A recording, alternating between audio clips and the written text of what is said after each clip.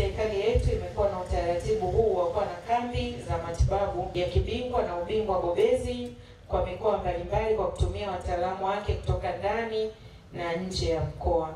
Mtakumbuka kwamba mnamo tarehe 20 mwezi wa 10 2024 hadi tarehe 3 Novemba 2024 awamu ya pili ya huduma za matibabu ya kibingwa na ubingwa bobezi ilifanyika katika hospitali 6 na vituo vya afya 2 vinavyotoa huduma ya upasuaji katika halmashauri zote 8 za mkoa wa Ruvuma, ambapo jumla ya wagonjwa 10,819 walihudumiwa na watoa huduma 334 walijengewa uwezo katika fani mbalimbali.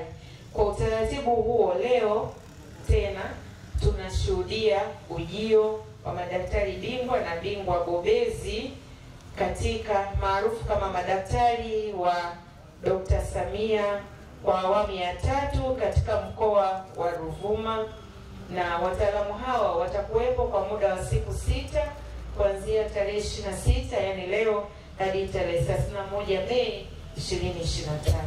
Ndugu wataalamu wa sekta afya na wananchi na watumishi wote mliopo hapa, ni ukweli usiopingika kuwa huduma hii ni muhimu kwa jamii yetu, hasa kwa vituo vinavyotoa huduma katika ngazi ya afya ya msingi. Hivyo ni matarajio yetu kuwa uwepo wenu katika kambi hii utatoa fursa kwa wananchi wetu kupatiwa huduma stahiki, kama ilivyobainishwa kuwa kila hospitali ya halmashauri itapokea seti ya madaktari bingwa 6 na muuguzi bingwa 1 katika maeneo yafuatayo: daktari bingwa wa magonjwa ya wanawake na ukunga, daktari bingwa bobezi wa magonjwa ya watoto na watoto wachanga, daktari bingwa wa upasuaji na mfumo wa mkojo, daktari bingwa wa usingizi na ganzi, daktari bingwa wa magonjwa ya ndani, daktari bingwa wa afya ya kinywa na meno, muuguzi bobezi, lakini pia daktari bingwa wa masikio, pua na koo yani ENT atakwenda katika halmashauri ya mji wa Mbinga, na daktari bingwa wa mifupa atakwenda katika halmashauri ya Songea.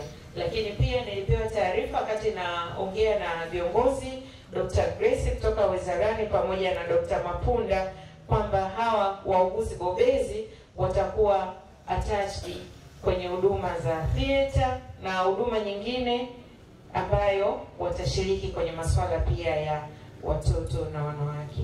Katika mkoa wa Ruvuma, serikali inaendelea kuboresha sekta ya afya, ikiwemo pia ujenzi na ukamilishaji wa vituo vya kutolea huduma za afya, ikiwemo hospitali ya rufaa ya mkoa, hospitali za halmashauri, vituo vya afya na zahanati, pamoja na ujenzi wa majengo ya huduma za dharura yani EMD. Mafanikio haya makubwa tunaendelea kumshukuru sana Mheshimiwa Rais, ndio maana tunafarijika kwa kuwa timu hii ya madaktari inafanya kazi kwa ufanisi mkubwa, kwa sababu tunavyo vitendea kazi na mazingira bora ya kufanyia kazi. Hatuna budi kuendelea kumshukuru sana Mheshimiwa Rais kwa kazi kubwa anayoifanya. Kama wananchi, kama wataalamu, kama wawakilishi wake, taendelea kumwombea kwa dua nyingi sana kwa ajili ya kutuletea maendeleo katika nchi yetu na hususan mkoa wetu wa Ruvuma. Ndugu wataalamu wa sekta ya afya na wananchi, natoa wito kwa viongozi wote wa ngazi za wilaya na halmashauri, waheshimiwa madiwani na wabunge wetu kutoa ushirikiano wa kutosha kwa madaktari bingwa wetu kwa kuhamasisha wananchi kupitia pia wenyeviti wetu wa halmashauri na ngazi zote, kuendelea kuhamasisha wananchi katika kufika katika hospitali zetu ili waweze kupata huduma stahiki kwa muda huu wa siku 6 ambao umepangwa. Mheshimiwa Dr. Samia Suluhu Hassan kupitia madaktari wake bingwa na bingwa bobezi pamoja na wakunga bingwa na wakunga bobezi ameona tena ni vyema kuleta huduma hii kwa mara nyingine ya 3 katika mkoa wetu wa Ruvuma kwa ajili ya kusogeza huduma za kibingwa na huduma bobezi karibu na wananchi kwenye maeneo yao ya wanayotoka. Huduma hizi zimeletwa karibu na wananchi kwa gharama nafuu ili kuwapunguzia wananchi adha ya kwenda kufuata huduma hizi mbali na maeneo wanayoishi. Wizara ya Afya inatambua uwepo mkubwa wa uwekezaji mkubwa katika hospitali zetu, ikiwa ni pamoja na vifaa vya kisasa vya kutolea huduma hizi katika maeneo yetu ya kutolea huduma, na hasa kule ambako madaktari wetu bingwa na bingwa bobezi watakapoenda kutolea huduma hizi. Kwa hiyo niwaombe wananchi wa mkoa wa Ruvuma wajitokeze kwa wingi kwa ajili ya kupokea huduma hizi ambazo zitapatikana kwa gharama nafuu ukilinganisha na ambavyo wangeweza wakaenda kuzipata mahala pengine kwa kutumia gharama nyingi zaidi. Naitwa Dr. Happiness Komogo. Mimi ni daktari bingwa wa magonjwa ya watoto. Natoka katika hospitali ya mkoa wa Dodoma na niko katika hii timu ambayo imekuja kufanya kambi ya matibabu katika mkoa wa Ruvuma. Sisi tumekuja hapa ni kambi ya siku 6 ambapo tutakuwa tunatoa huduma za kibingwa katika nyanja tofauti tofauti, ikiwemo huduma bingwa za kibingwa za magonjwa ya watoto.